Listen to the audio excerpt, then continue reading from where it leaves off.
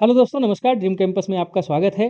दोस्तों, 140 करोड़ आबादी वाले इस देश में लगभग हर घर में एक या दो स्मार्टफोन है और यह इंटरनेट की सेवा लेना हमारे जीवन का एक अभिन्न अंग बन चुका है। सुबह से लेकर के शाम तक आप इंटरनेट की विभिन्न सेवाएं लेते हैं, चाहे वो व्हाट्सएप, फेसबुक, इंस्टाग्राम हो या फिर यूट्यूब हो या फिर कोई सर्च इंजन हो या फिर आप कोई सरकारी सेवा ले रहे हों या फिर आप अपना हेल्थ इंश्योरेंस करवा रहे हो या गाड़ी का इंश्योरेंस करवा रहे हो। हर चीज़ के लिए इंटरनेट की ज़रूरत पड़ती है और यह इंटरनेट की सेवा लेने के परिप्रेक्ष्य में आप सेवा प्रदाता कंपनी को कुछ इन्फॉर्मेशंस देते हैं। जो आप ये इन्फॉर्मेशन देते हैं, चाहे वो आपका बायोमेट्रिक हो, फेस अनलॉक हो, फिंगरप्रिंट अनलॉक हो या फिर आपका हेल्थ से संबंधित हो या आपका ईमेल आईडी हो या आपका इंटरेस्ट हो, तो यही इन सब इंफॉर्मेशंस को साधारण भाषा में डेटा कहा जाता है। दोस्तों, आज के टाइम पे भारत पूरे विश्व का लगभग 20% डाटा जनरेट करता है, लेकिन इनका स्टोर करने की कैपेसिटी मात्र 2% है। तो यह माना जाता है कि आज के टाइम पे डेटा एक नया फ्यूल है और भारत की यह स्थिति है कि 20% जनरेट करने के बाद स्टोर केवल 2% कर पा रही है। यह एकदम वही स्थिति है कि मानो कि हम तेल का उत्पादन बहुत ज़्यादा कर रहे हैं, लेकिन सारा तेल उठा करके हम विदेशी कंपनी को दे दे रहे हैं और उनसे कोई शुल्क भी नहीं ले रहे हैं। तो आज के इस वीडियो में हम बात करेंगे कि डेटा सेंटर का क्या होता है, जो डेटा हम शेयर करते हैं वो कहाँ स्टोर होता है और भारत को इस डेटा सेंटर की ज़रूरत क्यों है और भारत की इस दिशा में क्या तैयारी है। तो सबसे पहले, जैसा कि हम बात कर चुके हैं कि भारत आज के टाइम पे विश्व का लगभग 20% डेटा जनरेट करता है, लेकिन स्टोर केवल वो 2% ही कर पाता है। तो अगर हम डेटा सेंटर की बात करें कि डेटा सेंटर क्या होता है, दोस्तों, डेटा सेंटर एक ऐसा फिजिकल स्पेस होता है जहाँ पे जो भी इंफॉर्मेशन आप शेयर करते हैं वो वहाँ पे स्टोर किया जाता है। जैसे कि यह माना जाता है कि लोग कहते हैं कि क्लाउड स्टोरेज है, बादलों में स्टोर हो रहा है, तो ऐसा कोई कॉन्सेप्ट नहीं है। इसके लिए एक प्रॉपर फिजिकल स्पेस होता है और जहाँ पे बहुत सारे क्रिटिकल अप्लायंसेज होते हैं, एप्लीकेशंस होते हैं, राउटर्स होते हैं, फायरवॉल्स होते हैं, स्विचेज होते हैं, ठीक है, स्टोरेज सिस्टम होता है, सर्वर होता है और एप्लीकेशन डिलीवरी कंट्रोलर्स होते हैं, जहां पे सारे डेटा को स्टोर किया जाता है और समय आने पर उसका विभिन्न तरीके से प्रयोग किया जाता है। अगर हम बात करें कि ये डेटा सेंटर्स कितने प्रकार के होते हैं, तो पहला प्रकार तो ये है कि कोई एक ऐसा एंटरप्राइज है जो अपना खुद का डेटा सेंटर बनाता है, जैसा कि यहाँ पे लिखा भी है, owned by single company for full control used by banks. Example यहाँ पे एक बैंक का आप ले सकते हैं, ये बैंक का ही होता है और बैंक के कामों के लिए ही इसका प्रयोग किया जाता है।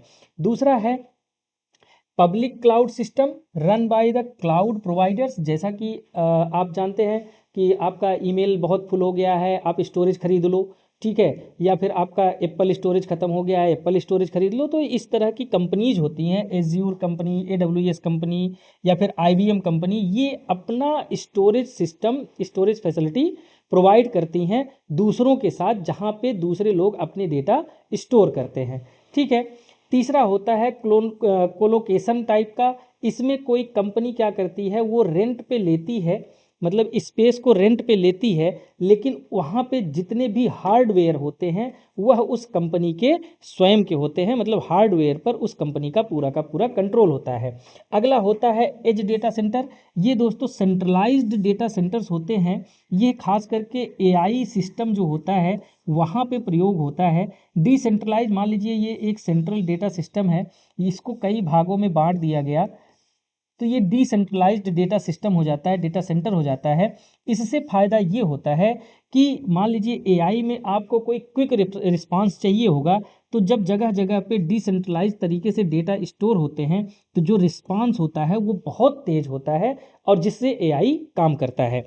अगर हम बात करें कि डेटा सेंटर्स के कंपोनेंट्स क्या क्या होते हैं, जैसा कि जानते हैं कि इसमें एक नेटवर्क इंफ्रास्ट्रक्चर होना चाहिए, नेटवर्किंग का सिस्टम होता है, दूसरा स्टोरेज सिस्टम होता है और तीसरा कंप्यूटिंग सिस्टम होता है। मतलब तीन कंपोनेंट मेन हैं इसके, एक तो नेटवर्क से संबंधित, दूसरा स्टोरेज से संबंधित और तीसरा कंप्यूटर हार्डवेयर से संबंधित होता है। इसके अलावा इस पूरे डेटा सेंटर को चलाने के लिए हमको पावर की ज़रूरत पड़ती है, मतलब हमको बिजली चाहिए। चूँकि ये डेटा सेंटर हमेशा काम करते हैं, इसलिए ये हीट बहुत ज़्यादा होते हैं, तो इनको कूल करने के लिए एक कूलिंग सिस्टम भी होता है, वह वाटर हो सकता है फॉर एग्जाम्पल के रूप में। ठीक है, तो आप देख सकते हैं कि ये 5 तरह के कंपोनेंट्स मिला करके डेटा सेंटर को बनाया जाता है। अब भारत को अपना खुद का डेटा सेंटर क्यों चाहिए, इस पे हम बात करते हैं। उसका तो एक कारण हमने ये बताया कि भाई 20% डेटा जनरेट होता है, और वह 20% डेटा इसलिए जनरेट होता है क्योंकि हमारे यहाँ लगभग 540 मिलियन व्हाट्सएप यूजर हैं, जो कि विश्व में सबसे ज़्यादा यूजर हैं। मतलब पूरे विश्व में व्हाट्सएप के यूजर भारत में सबसे ज़्यादा हैं। साथ ही 490 मिलियन हमारे यहाँ यूट्यूब यूजर्स हैं, 450 मिलियन हमारे यहाँ फेसबुक यूजर हैं, और लगभग 360 मिलियन हमारे यहाँ इंस्टाग्राम यूजर हैं। तो इस वजह से जो डेटा जनरेशन है वो भारत में बहुत ज़्यादा है, अत्यधिक है। अगर हम बात करें कि ये तो डेटा जनरेशन हो गया, इसके अलावा और क्या क्या कारण है जिसकी वजह से भारत को अपना डेटा सेंटर चाहिए, तो उसमें एक तो इकोनॉमिक विकास है। मतलब यदि भारत को 5 ट्रिलियन इकोनॉमी का लक्ष्य 2030 तक प्राप्त करना है, तो उसमें डेटा सेंटर एक अहम भूमिका निभा सकता है। क्योंकि आज के टाइम पे कोई भी बिजनेस, कोई भी धंधा ऐसा नहीं है जो बिना इंटरनेट के संभव हो पाए। चाहे वो आपका ई कॉमर्स हो, चाहे वो आपका फाइनेंशियल टेक हो, या फिर एआई के क्षेत्र में हो। तो इन सब क्षेत्रों में विकास करने के लिए, ग्रोथ करने के लिए हमको अपना डेटा सेंटर होना मांगता है, जरूरी है।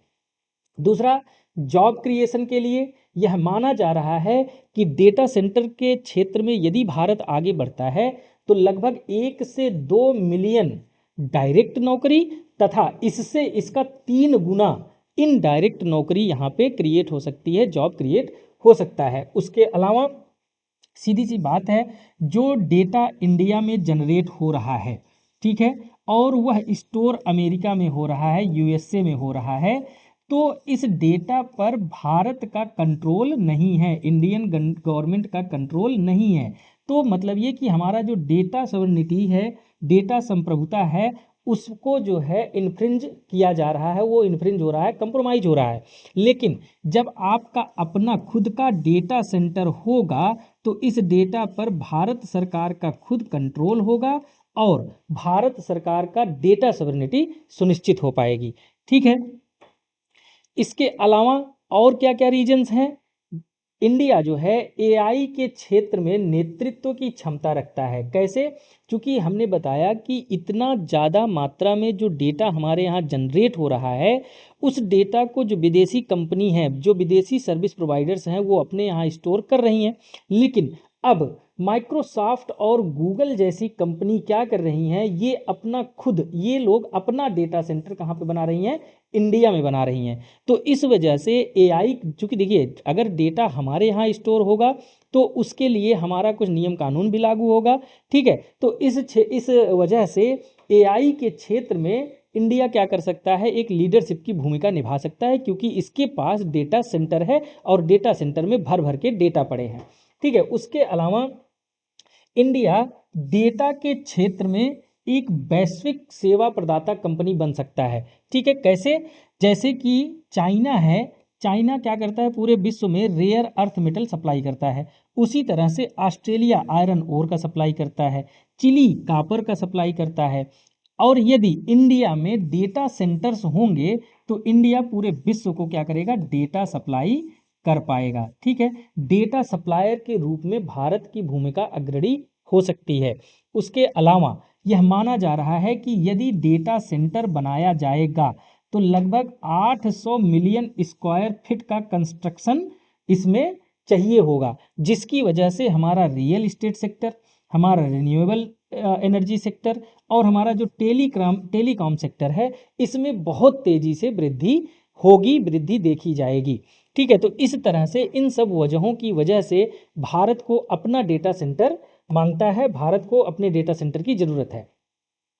अब जो है अगर हम बात करें कि डेटा सेंटर हमको चाहिए तो, लेकिन भारत को डेटा सेंटर बनाने में चैलेंजेस कौन कौन से हैं, क्या क्या समस्याएं हैं, उस पे हम बात कर सकते हैं।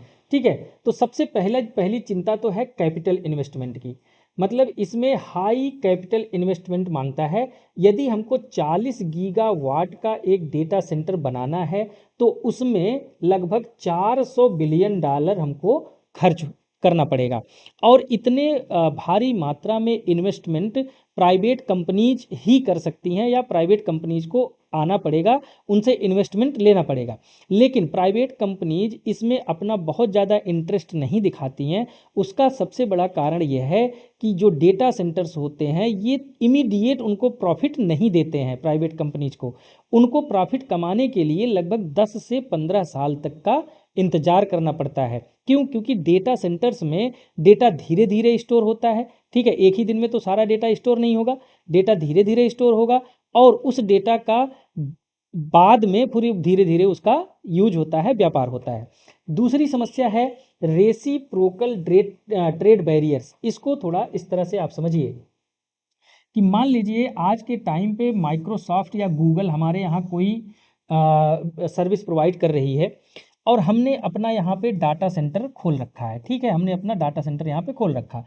तो जो गूगल है उनसे हमने कहा कि जो आप इंडिया में सर्विस प्रोवाइड कर रहे हैं उसका डेटा आप इंडियन डेटा सेंटर्स में स्टोर करेंगे। ठीक है, अब दूसरी तरफ मान लीजिए कि कोई इंडियन कंपनी है, IBM है, मान लीजिए IBM है और यह अपनी सेवा USA में प्रोवाइड कर रही है।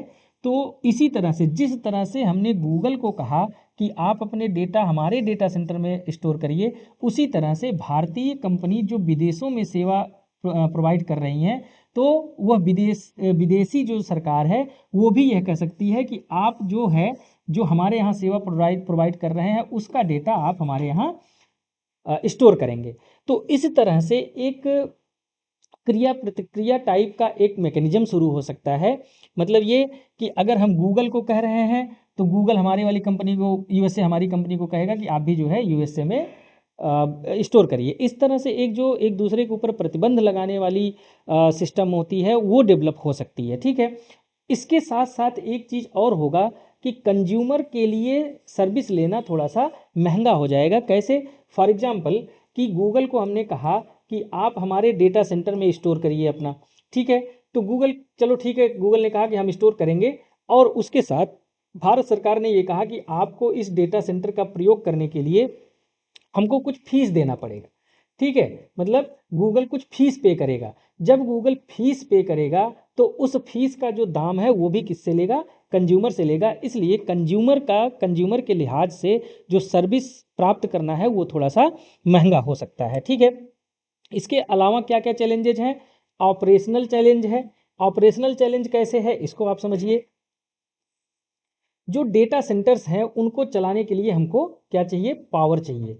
और भारत में आज भी जो हमारी एनर्जी रिक्वायरमेंट है उसका लगभग हम 70% कहाँ से लेते हैं?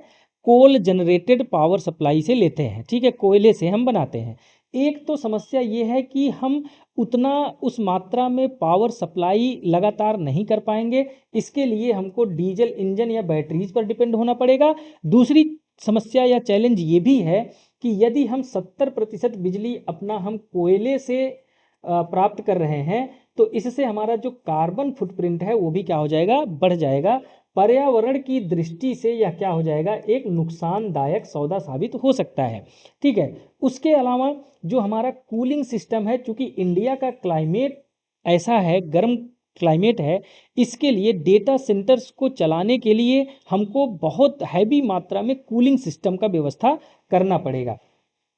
उसी तरह से आज के टाइम पे जो डेटा सेंटर्स हैं वो लगभग पूरे विश्व का 1.5% ऊर्जा लेते हैं, एनर्जी यूज करते हैं, जो कि 2030 तक लगभग बढ़ करके 3% हो जाएगा।